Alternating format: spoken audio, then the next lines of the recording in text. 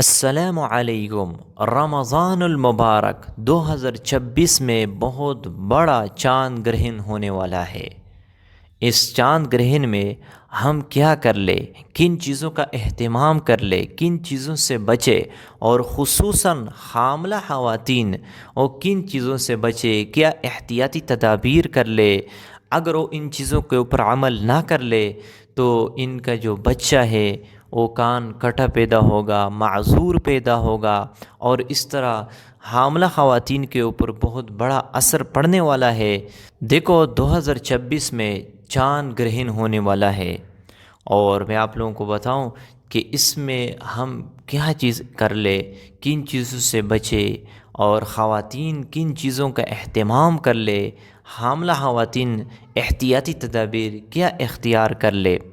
دیکھو یہ بہت اہم مسئلہ ہے، میں آپ لوگوں کو تفصیل کے ساتھ بتاؤں گا کہ یہ کب شروع ہوگا، کب ختم ہوگا، کس دن ہوگا، کس وقت ہوگا، تفصیل کے ساتھ میں آپ لوگوں کو بتاؤں۔ لیکن اس سے پہلے میں آپ لوگوں کو بتاؤں کہ یہ کیوں ہوتا ہے، اور احادیث مبارکہ میں اس کے بارے میں کیا ہمیں بتایا ہے کہ یہ کیوں اس طرح جو ہے نا چاند گرہن ہوتا ہے۔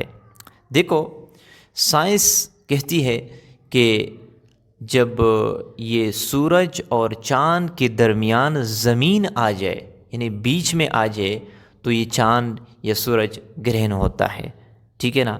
سائنس تو یہی کہتی ہے کہ جب یہ سورج ہے اور چاند ہے، اس کے بیچ میں جب دنیا آ جائے، زمین آ جائے، ٹھیک ہے نا، تو اس سے چاند یا سورج گرہن ہوتا ہے۔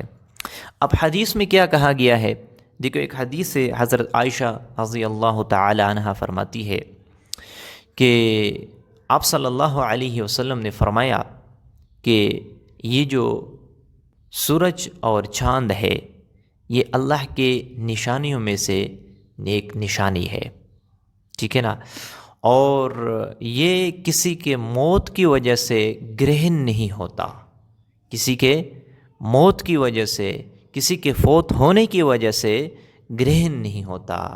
تو اس سے بالکل یہ واضح ہو جاتا ہے کہ اگر کوئی فوت ہو جائے، کوئی بڑا حادثہ پیش آ جائے، تو اس کی وجہ سے یہ چاند گرہن ہونا یا سورج گرہن ہونا نہیں ہوتا۔ یہ بات تو بالکل حدیث سے واضح ہو چکی ہے کہ کسی کے موت کی وجہ سے، کسی بڑے حادثے کی وجہ سے، کوئی بڑے شخصیت جو ہے نا فوت ہو جائے، دنیا سے چلا جائے، تو اس کی وجہ سے جو ہے نا یہ سورج یا چاند گرہن نہیں ہوتا، بلکہ اللہ کے نشانیوں میں سے ایک نشانی ہے۔ اب ہمیں کیا کرنا چاہیے؟ دیکھو جب بھی چاند گرہن ہوتا ہے یا سورج گرہن ہوتا ہے، ان میں ہمیں جو ہے نا ذکر اذکار، اللہ کی عبادت، دعا، استغفار اور نماز کا اہتمام کرنا چاہیے۔ میں آپ لوگوں کو تفصیل کے ساتھ بتا دیتا ہوں کہ 2026 میں یہ کب ہوگا۔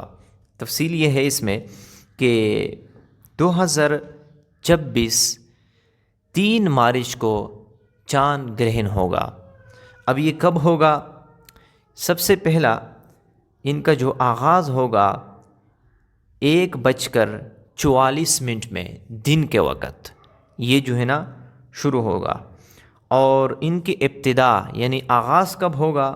2:50 پہ یہ جو ہے نا شروع ہو جائے گا، یعنی چاند گرہن، اور شام کے وقت 4:05 پر یہ مکمل ہو جائے گا، یعنی مکمل یہ چاند گرہن ہو جائے گا، ٹھیک ہے نا، اور 4:34 پر یہ مکمل ہو جائے گا، یعنی چاند گرہن بالکل مکمل ہو جائے گا، آپ لوگوں کو واضح نظر آ جائے گا، یہ موسمیات والے جو بتاتے ہیں، ٹھیک ہے نا، اور 5:03 پر مکمل ختم ہونا شروع ہوگا، ٹھیک ہے نا، 5:03 پر یہ مکمل یعنی ان کا جو ہے نا آغاز ہوگا ختم ہونے کا، اور 7:23 شام کے وقت یہ مکمل ختم ہو جائے گا۔